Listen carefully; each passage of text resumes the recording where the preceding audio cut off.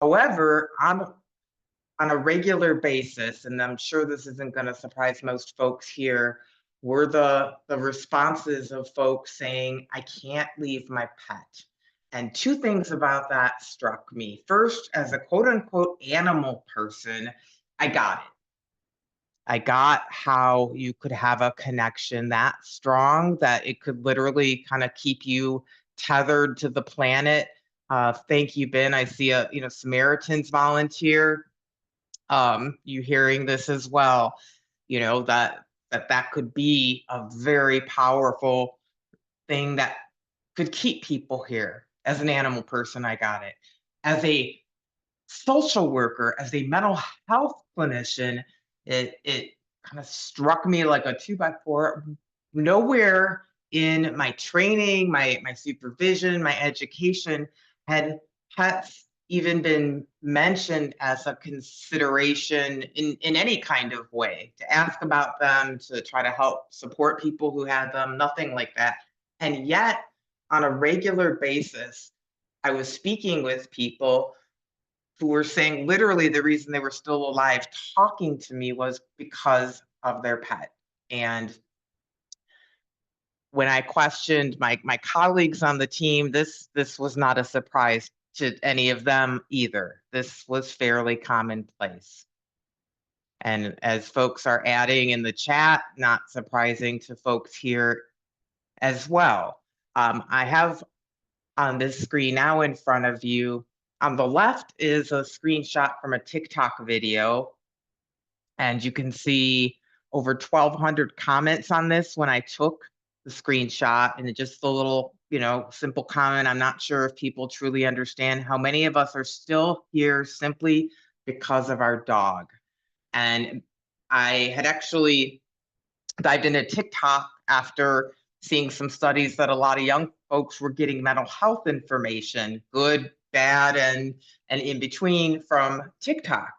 And of course, TikTok got my algorithm and started giving me mental health and animals videos, and including multiple similar to this. And when I went on to the comments, many folks, I just scrolled and scrolled saying, yes, me too, or I just lost my animal. I put 988 up several times, and even needed to note some comments as concern, folks saying I've lost my animal and I'm not sure why I'm still here. At the other end of the human spectrum, this is a study from Dr. Jeanette Young and colleagues out of Australia. And I know we have multiple folks here tonight. Australia, UK, thank you so much for being with us. This study was a study of protective factors in aging, and it was not a purposeful study looking at animals, pets. And what emerged was pets as a protective factor for some older adults against suicide. Fortunately, there was some qualitative analysis, and they were able to do a deeper dive into that and found, indeed, yes, this was something that would stop some people having a pet, relying on them. If you could see the date on this, you would see it came out in March 2020. So I think it would have gotten much more attention, both academically and in mainstream media. However, we all know what was happening March 2020. So this was kind of a blip rather than what it might have been if it came up a different time. Having a little malfunction here. Make sure. So we should all still be seeing our screen here.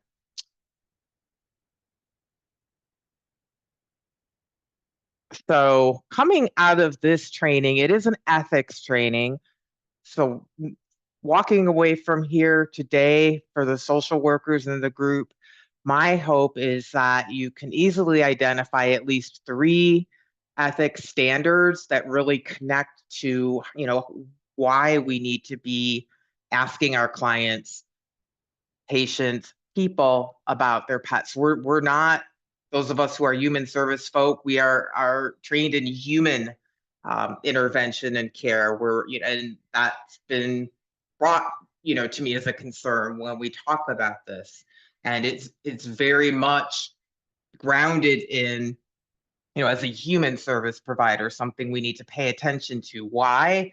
We're going to look at risks to the human, and coming away, that you can identify at least three different risks and benefits. Benefits in social work, we talk about strengths-based practice, building on people's supports and resources. So how do we do this? Three key questions that having gone through literature, talked to practitioners and organizations who are already doing some of this, variations of these three key questions, and we can even distill it down to if we had to just pick one. Coming from there, three places you could put these in your client or patient intake or admission. And finally, okay, so we ask, now what? And some resources to address that. In particular, Pet Help Finder, which is a national database that can be searched locally. It is a 211 partner. And as social workers, just like I don't know how to build a house. I would never want to live in a house that I had anything to do with building. However, I can link people to housing resources. I can advocate for equitable housing policies and practices. And that's the same kind of approach here. So, bit of terminology, you may hear, pets, companion animals. Essentially, these are the animals that are sharing people's homes and lives. Most recent statistics uh, indicate 71% of households in the States are reporting at least one pet, and the vast majority I've seen, 90 percentiles, highest 97, indicating that they consider their pet to be a family member. And again, looking at this relationship from the lens of a human service provider, the relationship with the animal can provide everyday benefits that support human health and well-being. Ignoring that relationship, and by ignoring, what I'm talking about is it's not visible in our forms, in how we've been taught to practice. So it typically comes up, if at all, as an emergency, and we're not necessarily equipped with the resources and supports, and certainly ways to help the person in terms of the benefits not being actualized, if that's something that they would want. What asking about pets is not. I sometimes am spoken to when talking about this by very well intended folks who say something to the effect of, that's a nice kind of niche area, Janet, but I'm not an animal person. I don't do animal therapy. I don't need to know about this. As a social worker, as a nurse, as a primary care, different professions. And my response: this is not about being an animal person. It's not animal assisted therapy. This is basic foundational start where our person is at. And currently we know, well, 71% of households having pets, most considering them family. This is the majority of folks who we see. This is not the exception. Animal assisted therapy within social work and healthcare professions, on the other hand, is a specialized area of practice in which the animal essentially becomes a partner in the therapeutic relationship to help treatment plan driven benefits. There's also animal assisted visits. That's, when a person as a volunteer goes with their animal, not in a professional capacity. Another thing that I'm sometimes asked is, well, isn't that just veterinary social work? People are starting to recognize and understand what veterinary social work is. If you're not familiar with this term, it's a specialized area of social work practice, like medical social work or school social work, um, mental health. It focuses on the intersection of human animal relationships and the human needs and other areas that can be supported by social work that emerge. And our veterinary social work uh, colleagues are fantastic resources when you hit a pet issue. And I want to thank the International Association of Veterinary Social Work for partnering in this training. These are our folks who are helping to build supports and programs. They may work in veterinary practices or humane societies, but they're all about helping to keep people and pets together and supporting veterinary staff and animal welfare folks who are at disproportionate risk of health and mental health issues due to their occupational stress that they experience. So this slide, what you're looking at here, this was half a century ago. A social worker by the name of Gerda Bacales in 1975 published this case study in a peer-reviewed journal, actually the premier journal, it's called Social Work for the social work profession. And this case study was a sad and I mean tragic, in fact, uh, case study in which she wrote about Mrs. F, her client, hospitalized for a fall, had been experiencing some decline. Her dog Lacey left behind in an apartment, and she goes through uh, the situation as it unfolds. She's able to get Lacey into a shelter and help at this time, was able to make payments with, working with her client, Mrs. F, to fund Lacey essentially being boarded at the shelter. And Miss Bacales, at the point where Mrs. F ran out of funds, she was still needing basically rehab is what we would call it now, skilled nursing. She was working toward in improving some of the physical issues, but ran out of funds and had to switch to Medicaid. Um, her dog, Mrs. F, of course, was very concerned about Lacey. Miss Bacales actually went and got a photograph of Lacey at the shelter to give to Mrs. F to kind of keep her, believing, yes, Lacey is out there. And Mrs. F was working toward being reunited with Lacey. When the funds were gone, Ms. Bacales petitioned a board. It doesn't say which board, just to help support Lacey, and this was denied. And Lacey was euthanized shortly thereafter. Not a reason given. I guess would be space. I don't know. And Mrs. F, upon being told this, basically stopped eating and taking liquids and died from adult failure to thrive. I did not realize for many years, I was very aware of this study, this case study, but Ms. Bacales is actually alive and well. She has one other publication authored. She is actually a Holocaust survivor.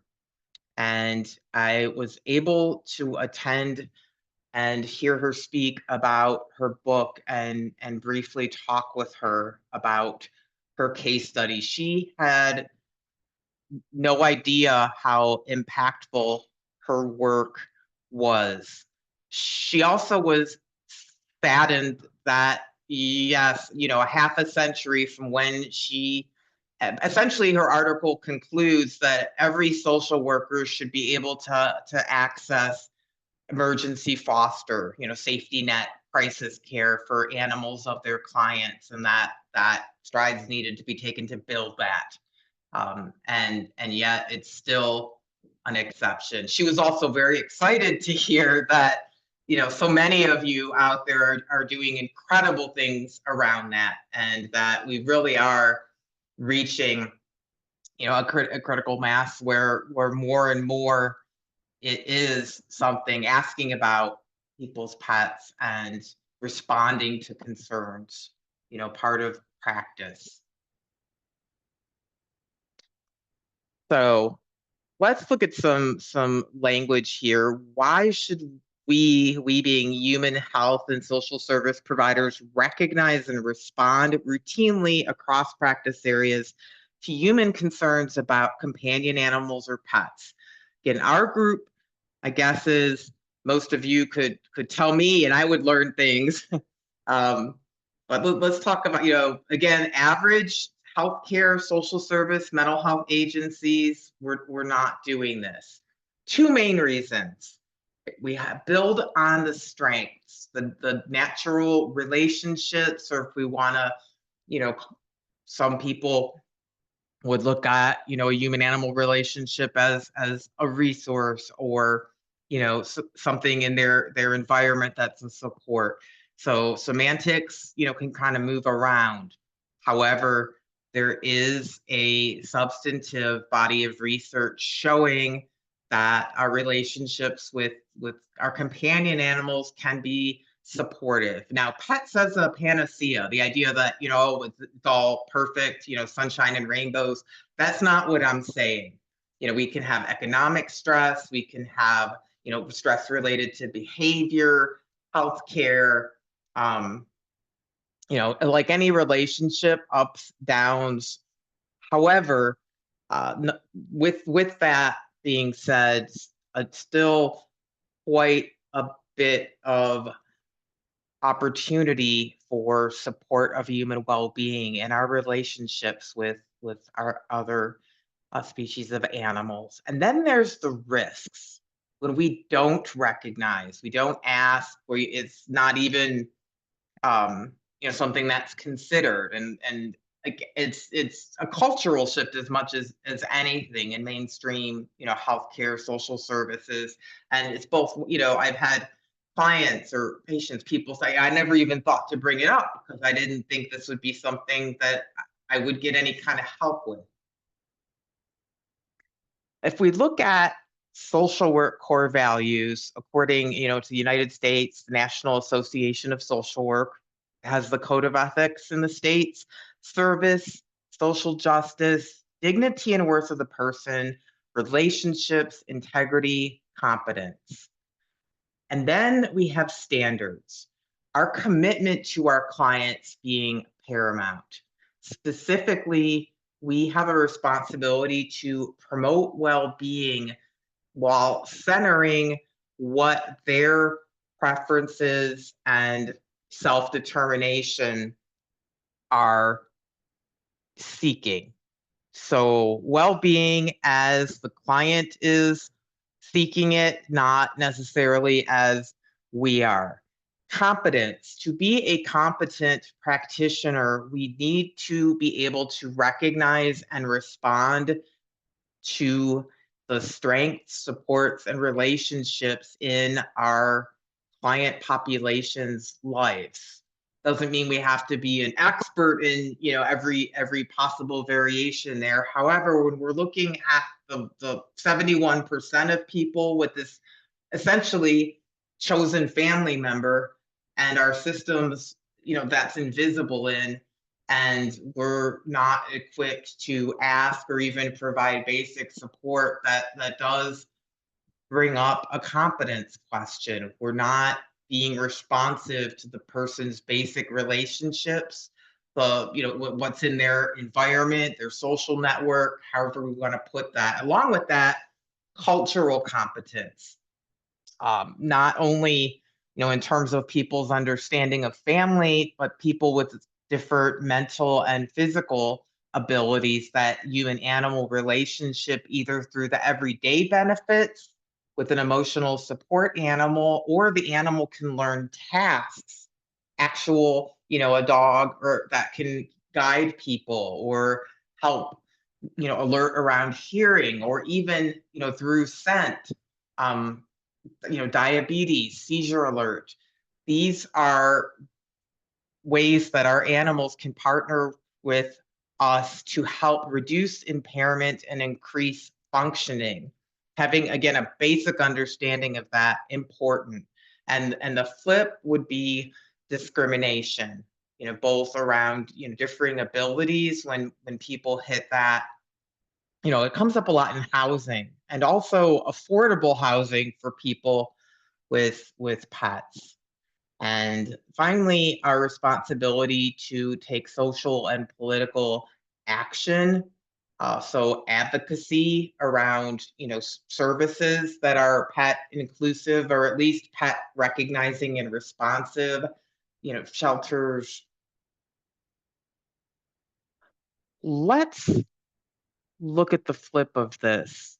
Again, in chat, how many of you have had a client refuse or delay needed treatment because they had a pet they were concerned about? Again, I'm seeing lots of yeses. Oh, here we go.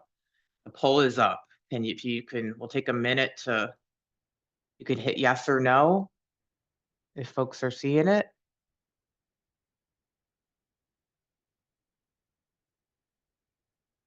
One more moment here. Let's see. What do we have so far?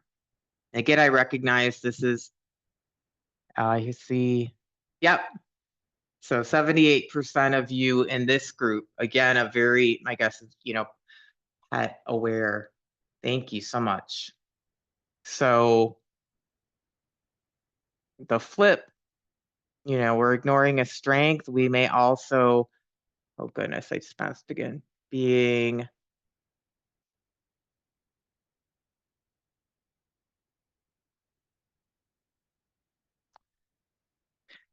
bit of research, because I am a nerd. It is true. I guess the upside of that is I'm very careful about what I put in front of folks, particularly in presentations like this. Your time is precious. I want you to see evidence or findings, research, that's been peer reviewed by either research experts or stakeholders, lived experience. There's multiple kinds of evidence. This in particular that we're looking at right now is a study in an ER that was a high acuity veterans health medical center emergency department. And they looked at folks, a total of 13, almost 1,400 charts were reviewed. And they had what they called atypical discharges, which were basically AMA. The person either refused admission or refused to stay around for emergency, acute need, medical need kind of care. And I know the print is pretty small, but essentially you can see under results about 25% of their atypical discharges were pet related, either as a primary or a secondary reason. 24%, and when they lumped it all together, 25% of the folks who had atypical discharge in the charts. So what does that mean? People got to the ER, had need that was identified as this, it needs care here and now for the optimal outcome for the person. And because they did not have supports or options for their animal, they declined care. Our roles may vary. I just have some of them. This is by no means an extensive list. However, what is accurate is we may be the first to encounter a pet need in crises across these, if it's a pet related crisis. And the average, again, practitioner, because we're not trained, we're not resourced or equipped, we may not have much an idea immediately of how to address that. However, as social workers, as other human service providers, who we're also used to being resourceful and collaborating, and so that can come in fantastic stead, and that's that very strong starting place. Here are some documented, and I'm happy to provide, explicit references of research studies. Some of, the documented risks of not considering a person's relationship with their pet. Refusal to evacuate. With Hurricane Katrina, that was such an issue, and the person or people not, evacuating because there was no way to include their pet, um, sometimes resulted in emergency service workers also being at risk trying to help them. People were also found deceased with their deceased animals afterward. And the critical sort of flashpoint was a little boy who was carrying a little white dog called Snowball, and the media happened to be nearby, and Snowball was taken from him by one of the officials, doing their job, doing policy here. Um, no pets were permitted on the bus. The child started crying so hard he vomited. It hit the media, and there was a big bipartisan uh, outcry, a public outcry. Bipartisan, I mean, at the even federal level, amongst elected officials, and they passed the bill, a federal bill, the Pets Act, that essentially requires a pet plan to be in place for a state, regional, or a local municipality. That's a mouthful at the end of the day. Um, for any of those to get FEMA funds, they have to have a pet evacuation plan.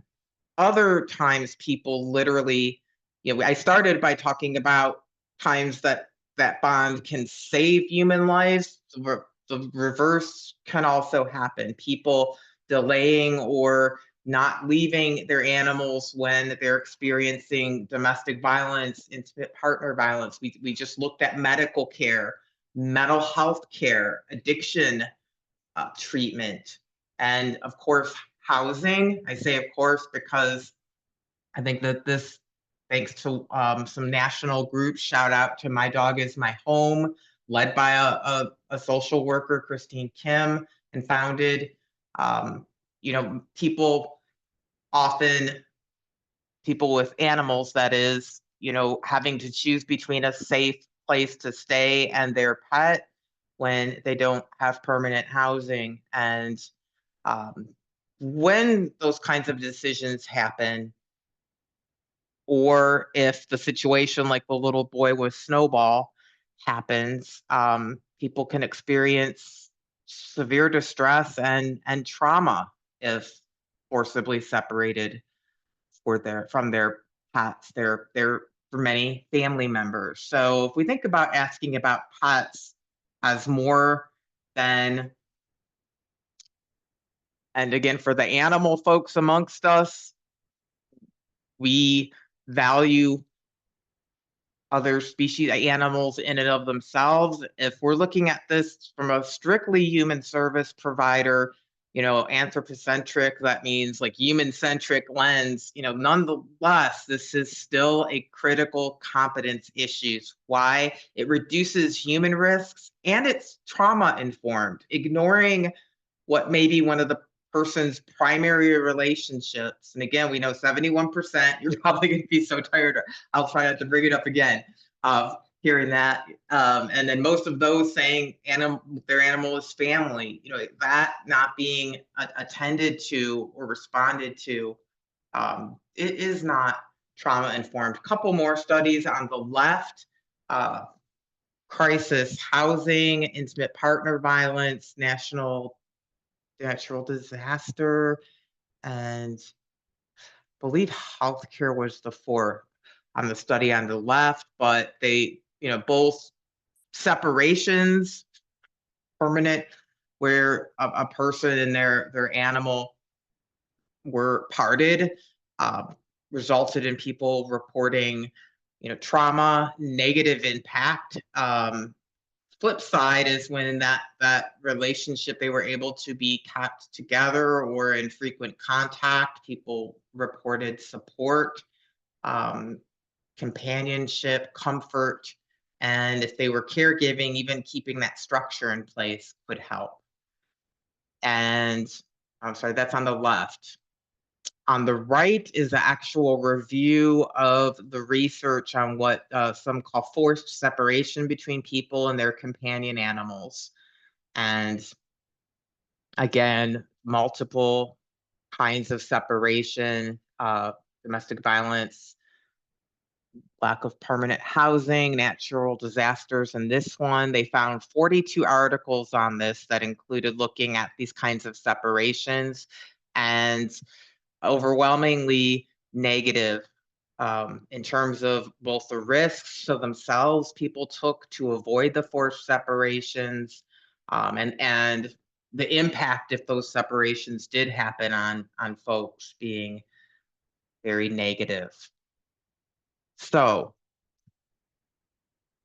the other side of the coin, asking about people's pets, just like we ask about who is supportive in your life. Do you have somebody you can talk to? Can we have a whole conversation with our pet where they give us linguistic, language, verbal, feedback on a complex work problem? That's not the kind of social benefit. However, in terms of comfort, companionship, um, helping give us motivation, feeling needed. I'm mixing up the different types of benefits here, but these are all not things the animal is trained to, kind of solicit from us or provide to us, but it just occurs as matter of having a relationship with another animal. This can sometimes be therapeutic. By that, simply in improving somebody's health or mental health when the person is living with an ongoing condition, and specifically helping with symptoms or effects of that condition. And again, what I'm talking about is the natural everyday benefits here, things that pets, like on the lower picture we see a dog. I don't know if you could tell, this dog is actually taught to kind of boop. That's a very technical term, but boop that automatic door button and can help open the door for somebody who uses a wheelchair for mobility help. Upper picture is also a person who uses a wheelchair for mobility assistance. However, my guess is Kitty is along for the ride. However, from the expression on the person's face, we could surmise there is some positive, emotional, um, companionship, comfort happening here. And as professionals trained in our biopsychosocial support approach, this is also a primary way to understand the natural or everyday benefits that people's relationships with their animals can offer: physical, psychological, and emotional, often separated into those two in the literature, and social. So biological and physical, just what it sounds like. Psychological, social, both the animal's company.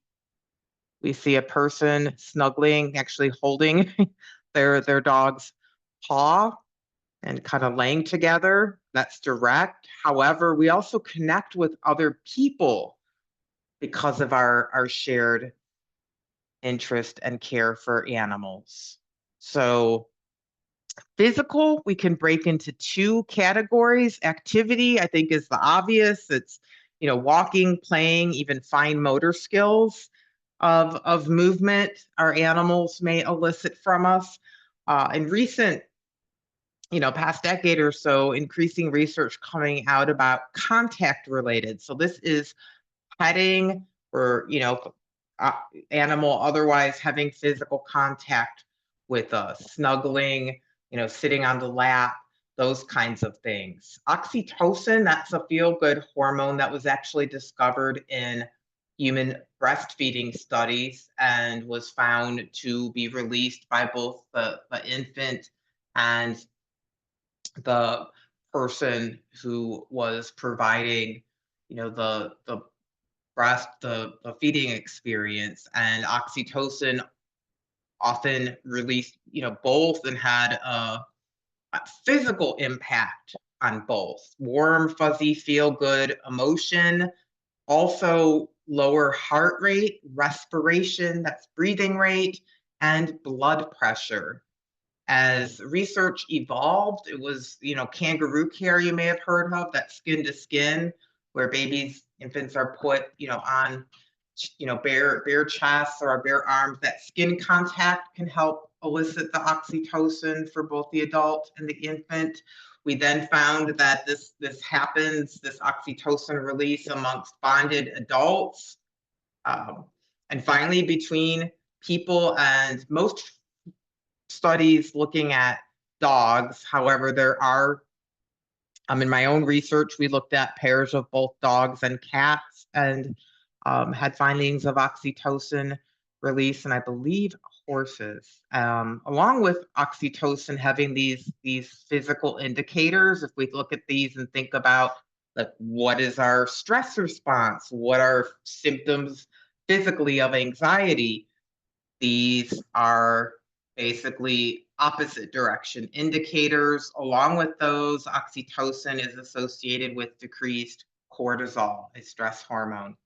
In 2013, the American Heart Association, okay, so this is the public-facing national education organization for cardiac health and well-being.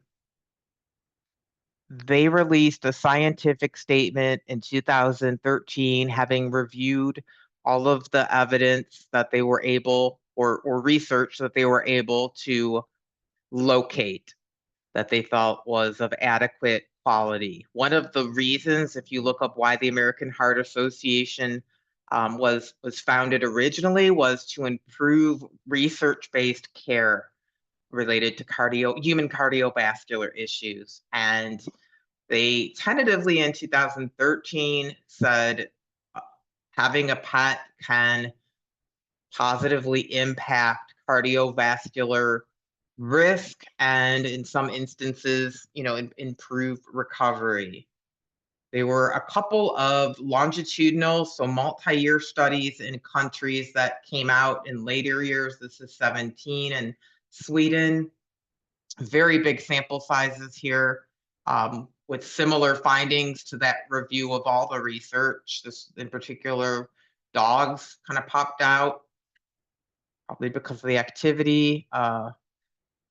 Another study looking from 99 to 16 and found lower prevalence of diabetes, hypertension, stroke.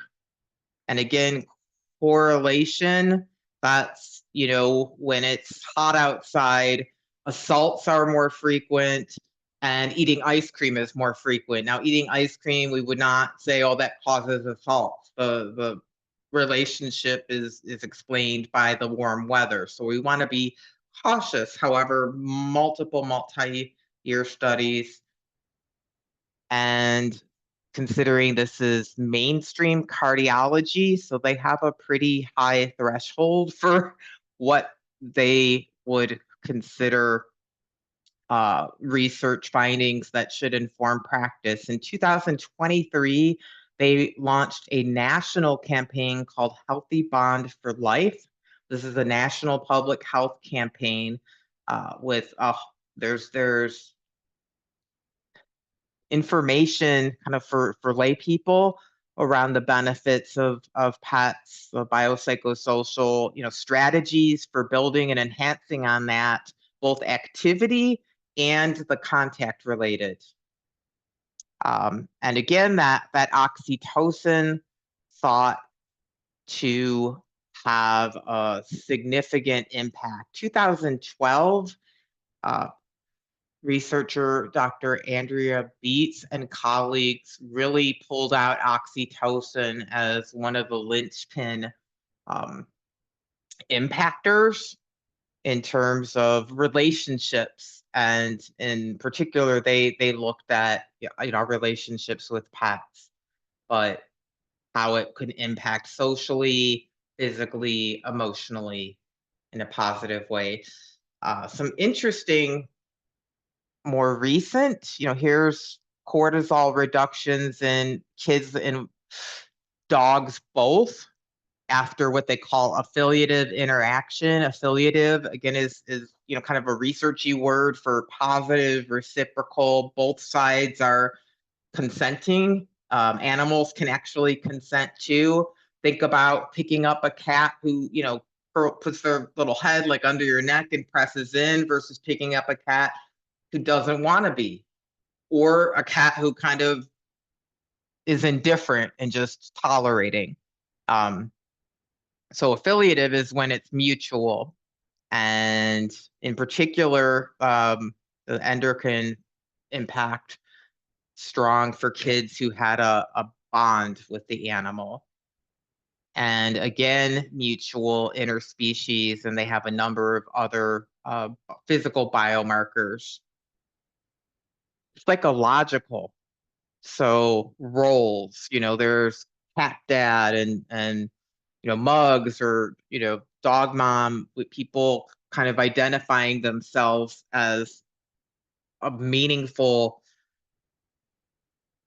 activity, role, relationship in connection to their animals. Self-efficacy, the feeling that we can be good at something, and that may be caring for our animal. With that sense of purpose, behavior activation, this is kind of the very similar to motivation.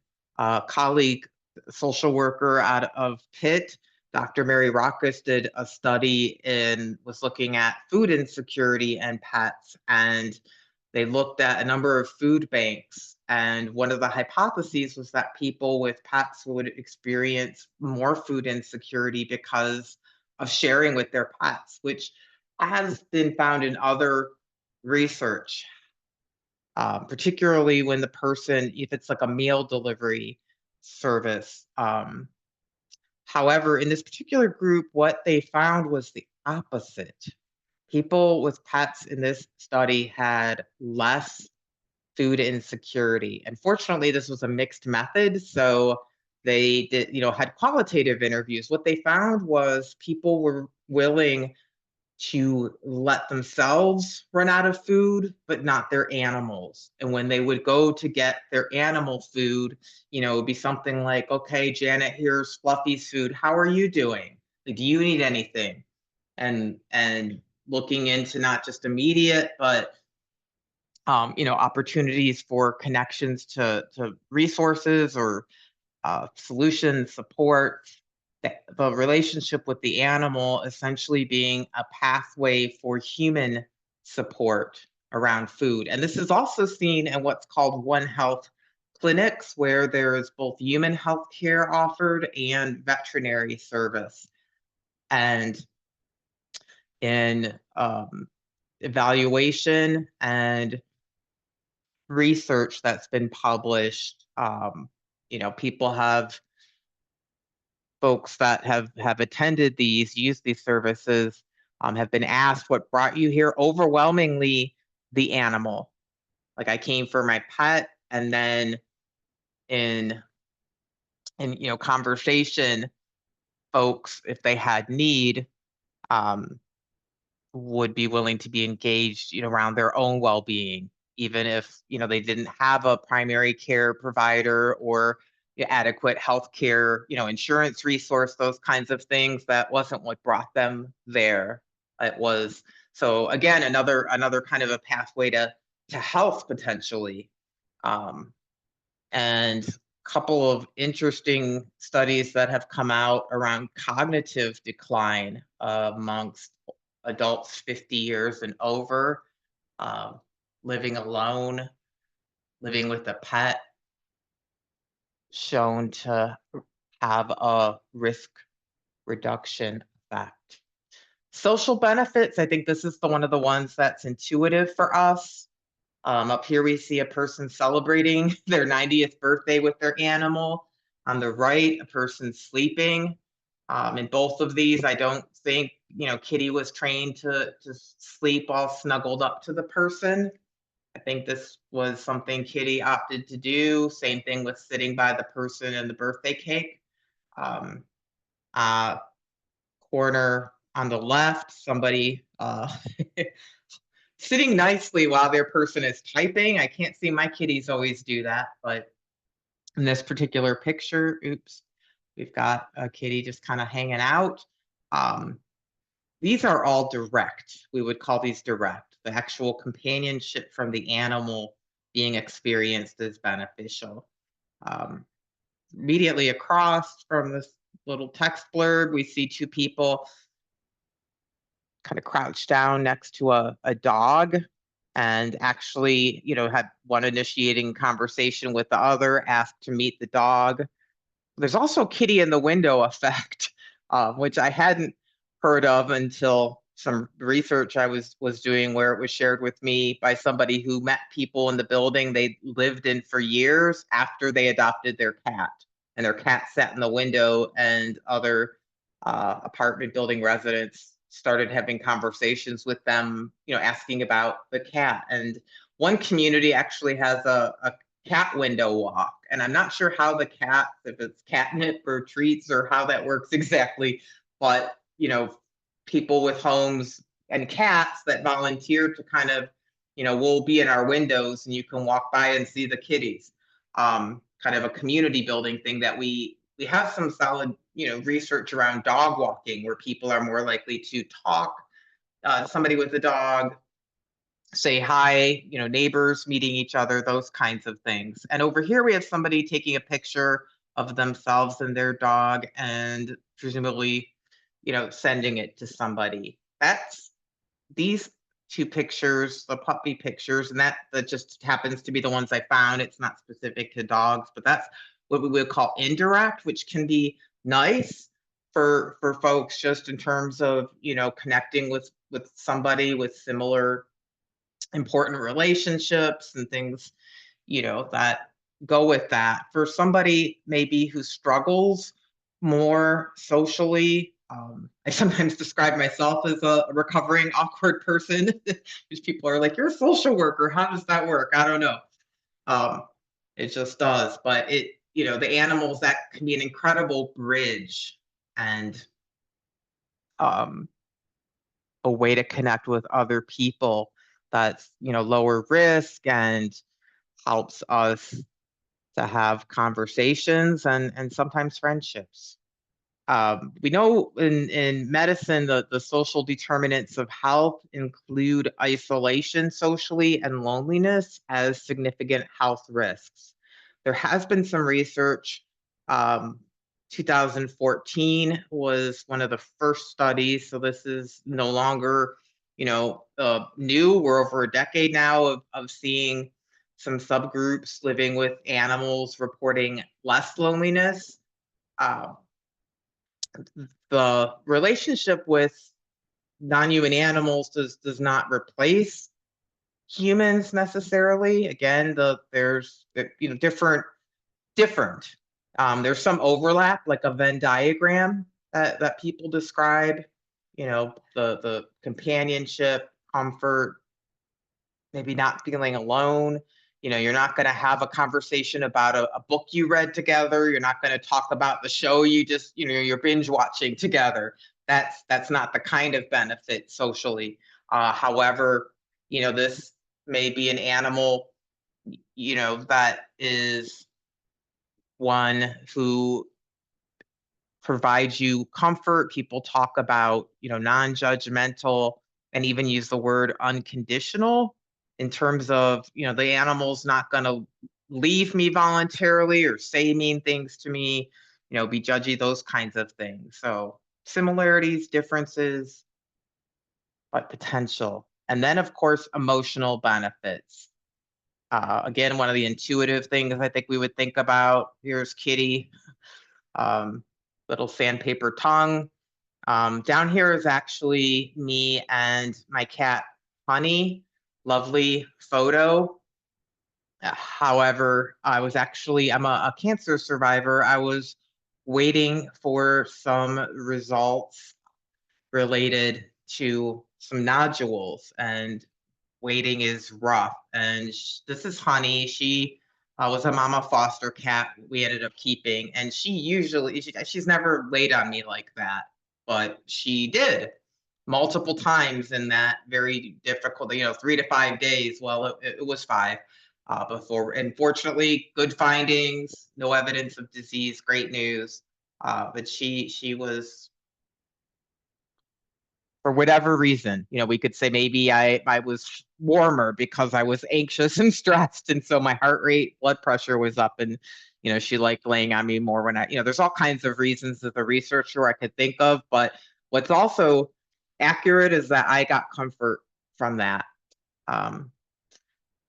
And I've asked multiple groups this, what would you prefer an animal who was trained to come and lay on you, or trained to come and put a paw on you and follow that command or instruction or request from their human automatically, or would you prefer that an animal who chose to do that? Overwhelmingly, I don't think I've ever had somebody say I would prefer an animal who was trained to do that to anybody, no matter who they were, if they were asked. I have overwhelmingly had folks say, I want the animal to choose that, like pick wanting to be closer to me, not have to, or, as a matter of, response to training. So that volition, kind of a fancy word for choice, can be a critical part of why there's less loneliness, comfort, well-being. This is Ernest Hemingway. I love this name for this kitty. And Harriet, she wrote an article, and in it she described having a mental health episode, being in a ball on her bed, leaden paralysis, that's a mental health symptom, heavy limbs, like she can't move them easily, depressed.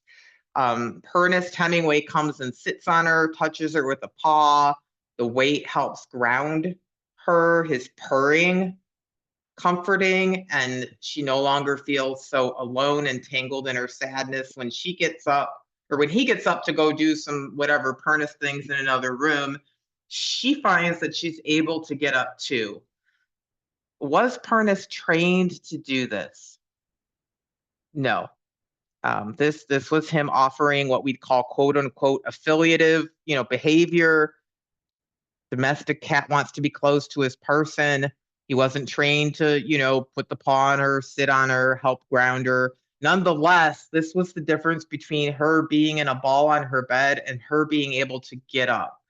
This is an emotional support animal. This is an example of an animal who is reducing distress and impairment related to an ongoing, health or mental health condition, based on the everyday activities. And here they are pulled out. And in the United States, the emotional support animal is recognized under the Fair Housing Act as the animal's companionship is recognized as an accommodation for a disability, which is defined as physical or mental health impairment, a difficulty in functioning in one or more life activities, training not required for the animal. If we go back to Ernest, these are not trained tasks. Under the Fair Housing Act, they use the term assistance animals, and they include animals with tasks that they can do on, usually it's verbal command, but it may be, signals, but the animal has learned, or commands we could call them to do that. We typically may call them service animals, or assistance animals. Outside of fair housing law, assistance animal, people typically mean animals who are taught tasks. And these are the only people with assistance or service animals that, animals that help with tasks are the only ones with public access. If you want training on emotional support animals, if you Google Social Work Pet Help Hub, Open Door, the organization I work for, Open Door Veterinary Collective, we have 3 free emotional support animal trainings, one on the basics, one on more of the science around the different ways that relationship can be helpful for physical and mental health conditions. And then the third one around advocacy. And we are in process of becoming a continuing education provider. In the meantime, we can provide a certificate. I can give you more information, outline of the training or whatever you need so you could submit to your licensure board. So this idea of recognizing people's relationships with their pets, we saw Gerda Bacales in 75 bringing it up.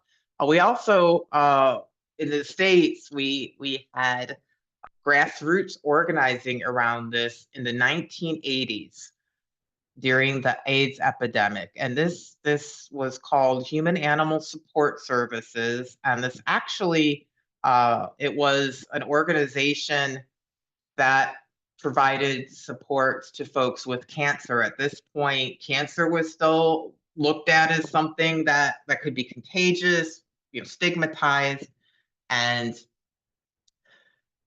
people with their pets as their HIV progressed into AIDS, and they began to have difficulty caring for their animals. Different support service, cleaning the litter box, walking the dog, feeding, making plans for rehoming the animal. All of this happened, and a group called Pets Are Wonderful Support, I believe the name is, emerged, and on the animal welfare side, that continued. Another human health crisis starting in 2020, again, where people experience difficulty caring for their animals when ill, the COVID pandemic. And at this time, the human animal support services had a renaissance on the animal welfare side, and that has continued, supporting both sides of the leash. You may hear it called surrender prevention, preventing the surrender of an animal to the shelter, or adoption and retention, helping the person have what they need so that they can, have a successful relationship with their animal. When looking at the person, the animal, and the communities and environments they live in kind of holistically, and working with across rather than in silos, help the human or help the animal, as opposed to helping the animal helps the person, helping the person helps the animal. Caring for our environments and communities are, a win across the board. This has been called One Health for decades around zoonotic disease. That's transmission, like how COVID, came from other species, or rabies can be transmitted.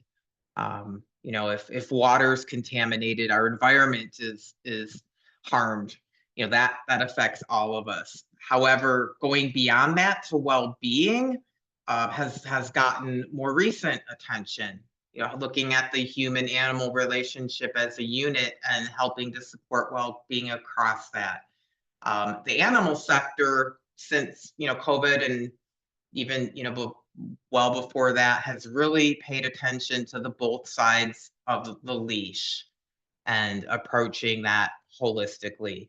Us in human services, I think we understand, therapy animal visits, after a school shooting or, a chemotherapy unit, a nursing home, a school, or within our own practice, animal assisted therapy. We understand to a point that the relationships with other animals other than human animals can be powerful and beneficial.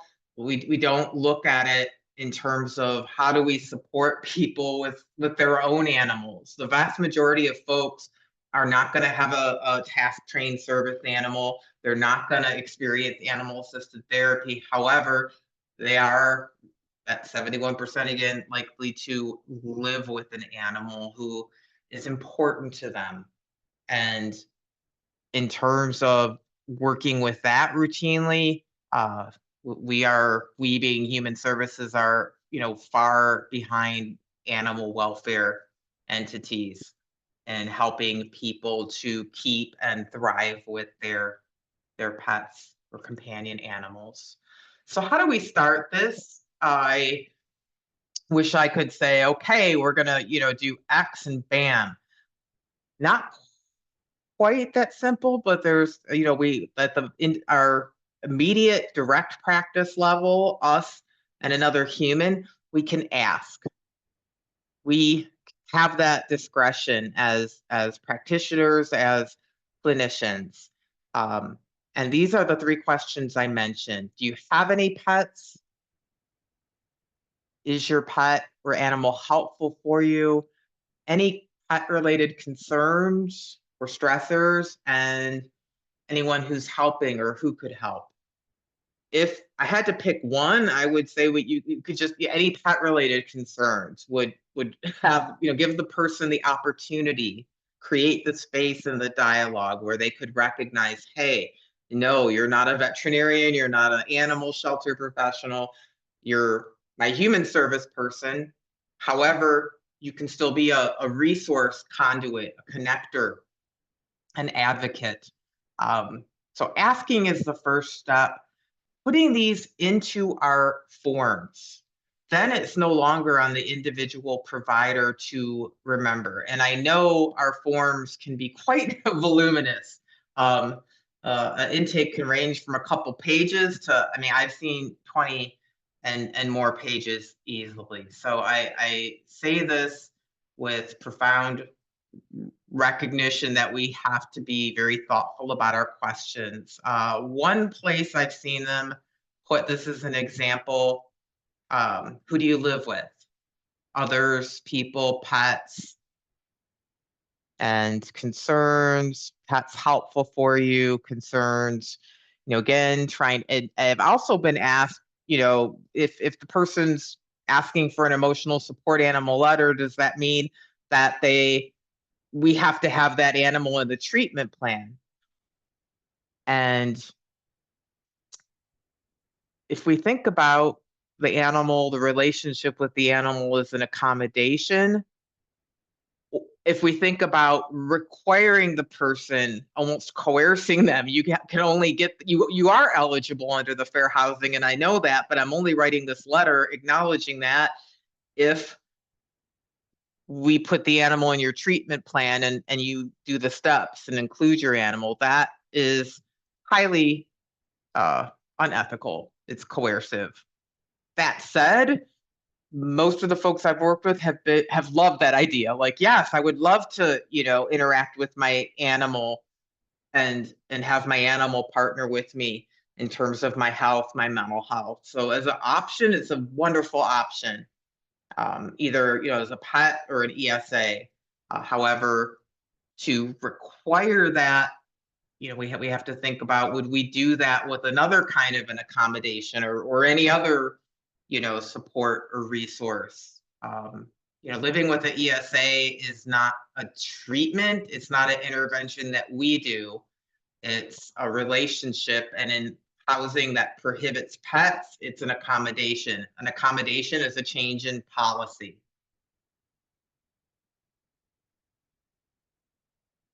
Okay, social supports. I've seen included in social supports. Where do you get support? Oops. And again, just popping in the extras.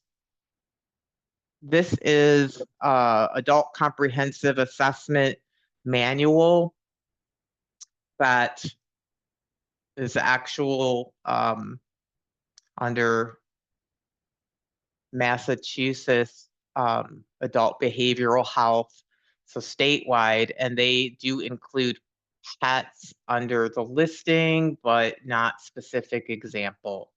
And again, doesn't have to be extensive. And finally, family. Who do asking about family of origin, current household, pets. And that's in keeping with, in the States and in other countries as well, increasingly people considering their animals as family members. What do we do when there's a pet related concern? Person is at the ER and needs somebody to watch their pet if they're going to be admitted, or they don't have enough pet food, or they're trying to get veterinary care for their animal and they're struggling to afford that. If you go to www.pethelpfinder.org, uh, 3 main areas you can search by zip code. Financially friendly basically means for veterinary practices, these can be for-profit or nonprofit. What it means is that they have one or more kind of equitable practice in place. By that I mean they may there's a subgroup of these flexible payment plans. So not necessarily free service or even sliding scale, but payment plans that a person can afford and that don't require hard credit checks. That is a big barrier to veterinary care for many folks. Equitable access to veterinary care entails, we can't, many of us can't, just put out cash for furniture, car, dental care, eyeglasses. Our animal family members, when the bill hits a certain point, we may need payments, and that affordability is a whole other conversation. But in the meantime, we need something for now, kind of the downriver. We also need to go upstream and look at some of the root pieces. But the flexible payment plans that don't have a hard credit check enable folks to have more equitable access to vet care for their animals. And as an example, I was at a university veterinary hospital talking with their veterinary social worker, and she shared that 40% of the referrals she gets from the veterinary staff are folks who were denied care credit, which is the main kind of hard credit check required before you get it financing plan that vets practices use. So reaching out here or searching here, you can also just give this to somebody. Doesn't have to be you. I've worked with 211. They're national, but they have, I believe, 44 regional chapters and then many individual. But at the national level, we've been working with them to support their staff. Transportation, Uber for businesses, and there's also pet friendly Uber, Lyft, like right on the app. If you go to Open Door Consults Transportation, there's more resources and videos there. SDB&B, like Airbnb, but this is an amazing. They are essentially they have the software, and within a community, for example, Johnson County Mental Health in Kansas contracted with them. They helped build a network of pet caregivers for immediate foster care. They have contracts all over the country, HIPAA compliant, screening and training for the sitters. It also creates employment opportunities and ongoing communication that's HIPAA compliant between, let's say, a person who's in inpatient rehab or, a hospital, and they're able to get pictures of their animals. If we think back on Gerda Picale's study, that picture of Lacey helping. What if there's nothing? I know we're at almost time, but what if you look at Pet Help Finder and you're not finding?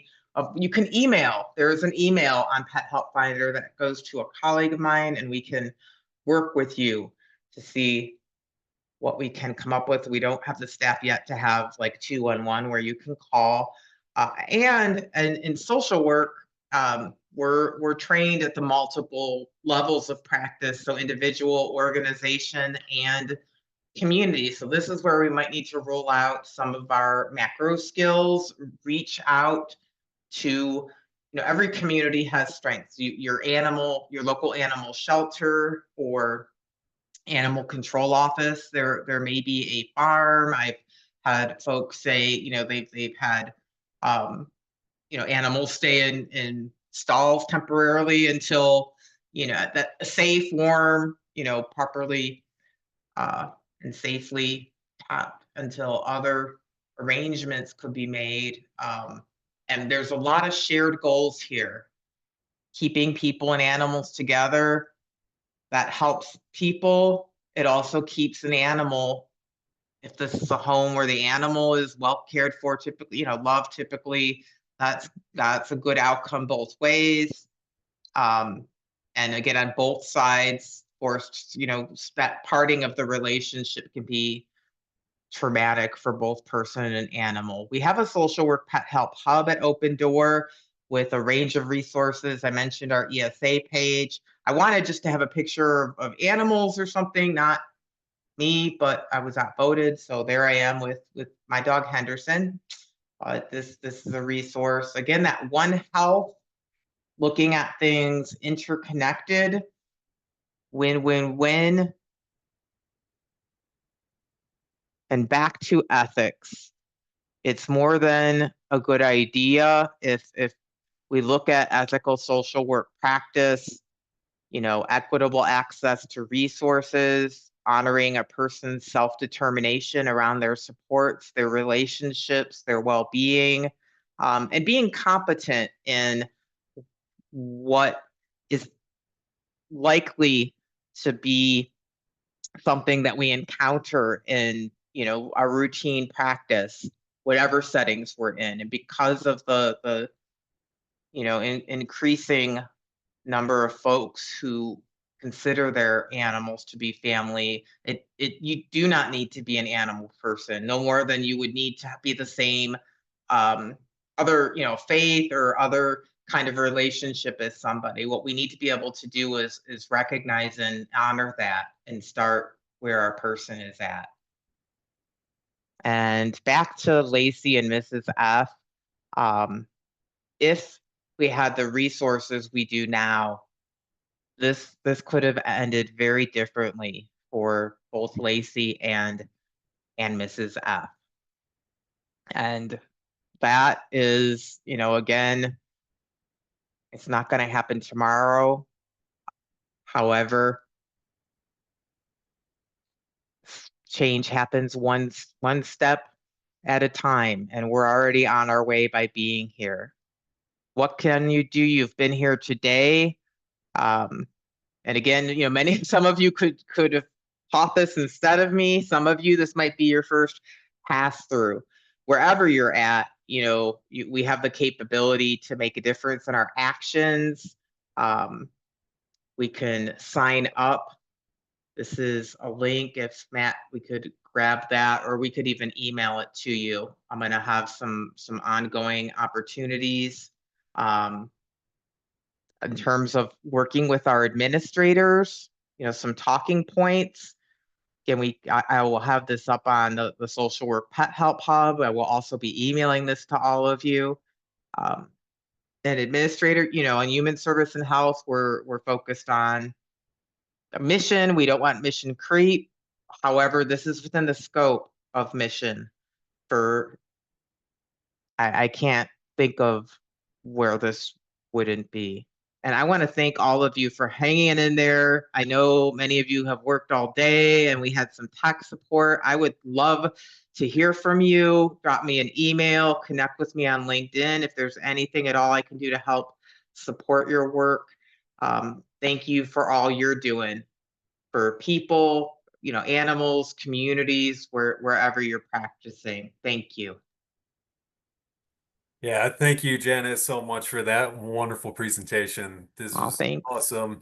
As a reminder for everyone, I did send the links for the quiz and the evaluation. Yes. So if you would like to receive CE credit, please complete those.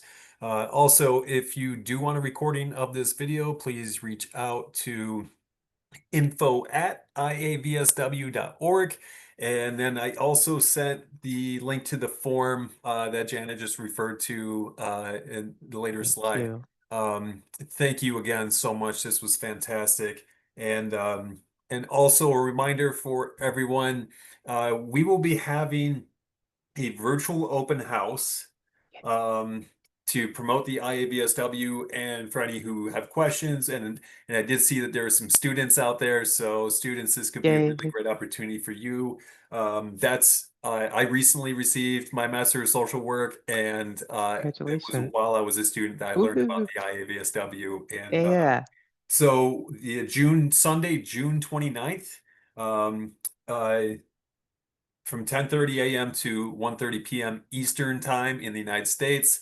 So I saw that our Melbourne friend Melissa had to hop off, but and Ben from the UK, thanks for being here. Yes. So, but yeah, so Eastern Standard Time on June 29th. So coming up, and thank And you again for being here, and Janet, thanks again for being here. thank Uh, you so much, Matt, for keeping us going when the technology was acting up. And I just want to throw out, I'm actually going to be repeating this training right before the open house. So if you have any colleagues or administrators or anybody that you think might be interested, please send them our way. And we would love to share the information. Thank yeah, you all. I hope you all, whatever time of day it is for you, I hope the rest of your yeah, day is outstanding. Truly a pleasure. Thank you so much. yeah. I'm gonna stop the recording and